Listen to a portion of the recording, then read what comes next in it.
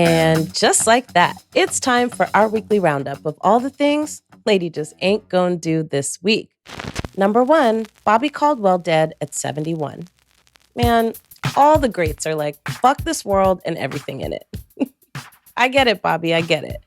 Now, Bobby Caldwell, the infamous singer of one of the greatest songs to ever do it, What You Won't Do for Love, died this week at the age of 71 after a very long illness. Now, Bobby Caldwell is not only famous for being a badass crooning motherfucker. He is beloved in Black communities for being the blackest white man that any of us know. Now, really and truly, there are all kinds of weird-ass ways that white people get Black credibility. I mean, think Justin Timberlake and Justin Bieber, Bill Clinton, and so on. I mean, the former president got Black credibility from Black people because he played the saxophone, and then subsequently put more Black people in jail than any other time in U.S. history, but we digress. But Bobby Caldwell wasn't on no Bill Clinton type shit.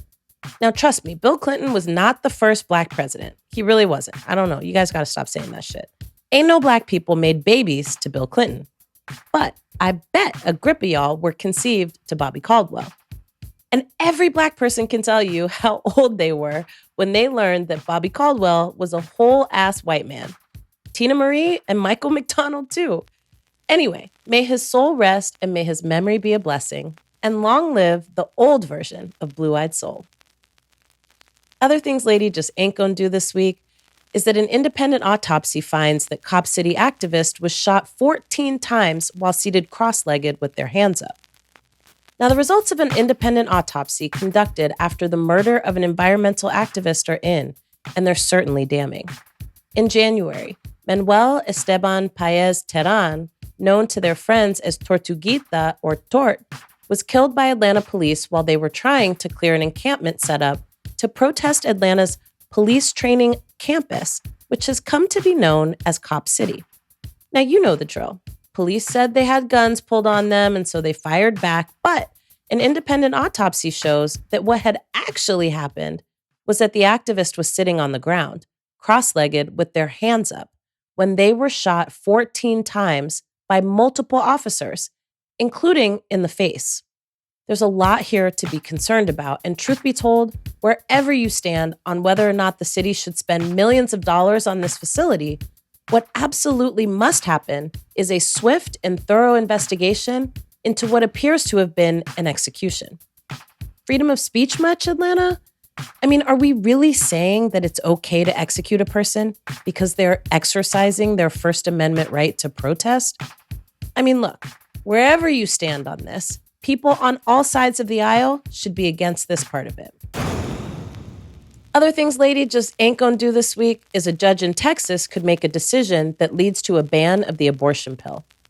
In this week's installment of What in the Entire Fuck, a judge in Texas heard arguments this week that could effectively overturn the FDA's approval of the abortion pill, the impact of which would affect millions of women across the United States.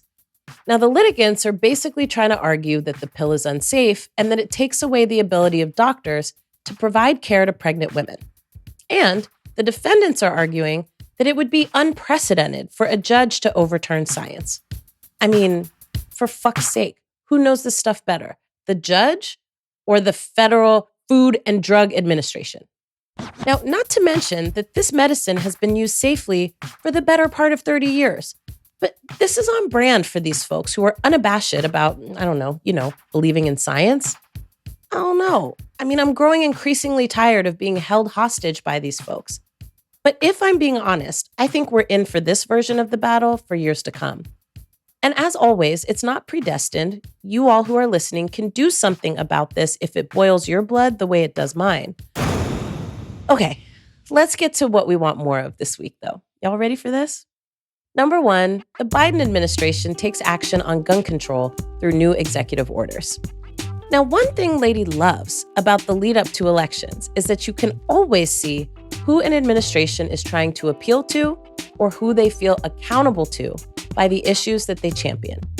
And I gotta give this one up to the administration. They have been listening to organizers and advocates since day one about gun control. And Lady thinks this could also make very, very, very strong inroads with Black voters. Now, honestly, I know Pastor Mike McBride and the team at Live Free, for example, have been on their ass, boy, and we are grateful. Gun violence is an American phenomenon. And to be real, we talking about gun violence as if it's only what happens when white children get shot up at a school. But gun violence is also what happens when kids in the hood carry guns and shoot each other. One provokes the reaction of placing more restrictions on gun sales, and the other provokes the reaction of spending billions of dollars on police. Stay woke, as they say. Other things that Lady loves this week: Little Richard documentary slated to hit theaters April 21st. Now, Lady has been watching several documentaries lately, thanks to too much time on planes, and also a Jeopardy-fueled curiosity about how it is that certain people became who they are to us. Now, I watched a documentary recently on Sheryl Crow, a biopic on James Brown starring Chadwick Boseman, may he rest in peace and rise in power. Also, I highly recommend the biopic, by the way. And that's why I'm excited about this documentary that's set to come out on Little Richard in April. Now, Little Richard, as you may know, notoriously was private about pretty much everything, but also was an absolute musical genius and influenced everything we know about music today. We also know, of course, that there was a lot of speculation about Little Richard's sexuality. And from what we know about his life, it seems he himself was doing a lot of speculation too. The documentary includes many of his friends and accomplices, and I, for one, cannot wait. Bring it on. We want more of this documentary business. Other things that Lady absolutely loves, and literally throw this at the top of the list, is daylight savings time, which has made everything bright again. Now, glorious spring is trying to spring as we speak, and the days are getting longer as the nights get shorter. This is Lady's favorite time of year. It's the time when we spring our clocks forward and complain about why we can't just keep them there for the rest of the year like normal people. Lady hopes that you too have been noticing that the sun is fading around 7:30 p.m. instead of 5 p.m., the way the trees are releasing new leaves and loads of pollen, and the way the birds are back to doing what they do best and singing for their life, honey. And I don't know if it's just me, but it's feeling like just about anything is possible in springtime. So, my dear listeners, I hope that you are enjoying this change of seasons, making the most of it, and making the best of it.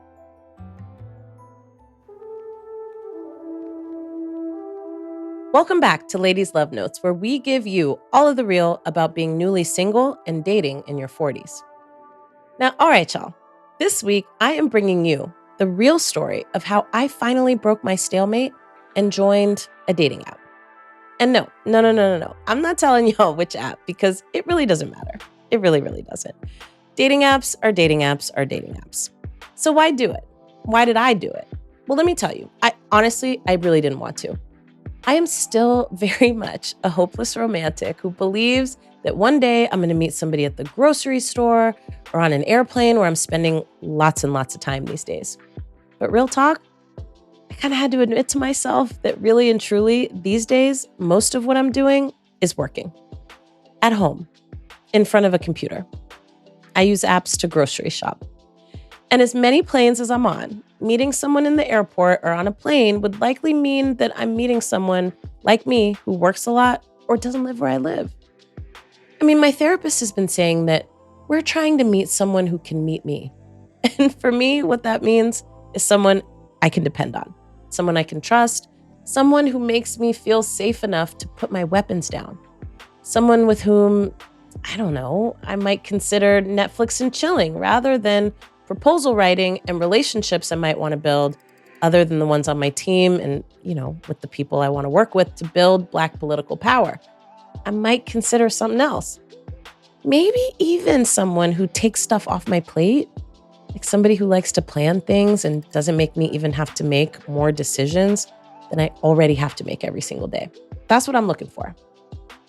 Now, my therapist also says I should think about where I want to meet people who I think can meet me. And truth be told, I don't fucking know. I have no idea. I'm not sure if I want to date movement people. I'm pretty sure I don't, but I don't know. It's just a lot of work. And honestly, too many people ain't dealt with their own shit, okay? So after the 7th time of gently recommending that I might try an app, I bit the bullet and I fucking did it. Now, on dating apps, allegedly people are there for hookups and relationships and everything in between. You make a profile and then you just jump and you wait and you scroll and you wait and you read other people's profiles and you wait. But here's the thing. Even though I was dead ass against being on the apps, I've actually come to appreciate it for a couple of reasons. Now, first and foremost, you're meeting people, and this is accomplishing one of my objectives as well.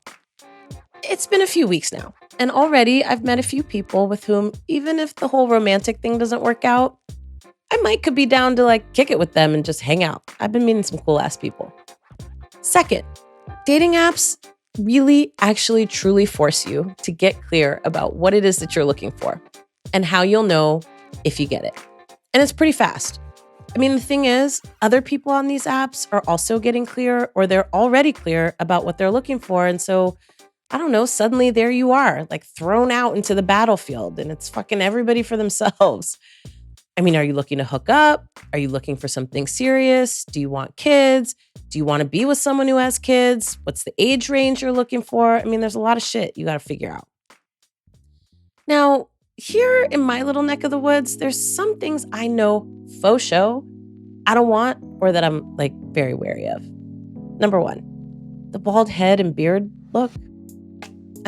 Is everybody on that shit right now? Because to be honest, I'm finding it's a little played out.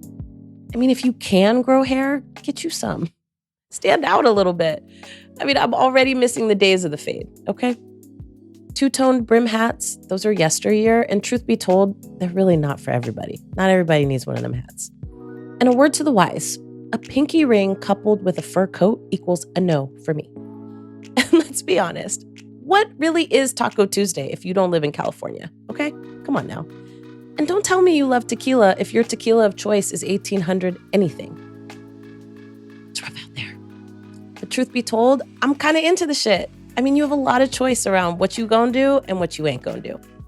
You can be active or you cannot be active. And it even pushes you to kind of rethink your expectations. I could even ask somebody out. Who knows? We shall see.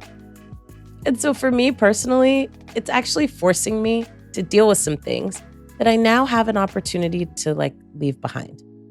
As I emerge from my cocoon and as I'm coming out of my nesting phase, it's forcing me to figure out what I do when I meet someone that I actually could like.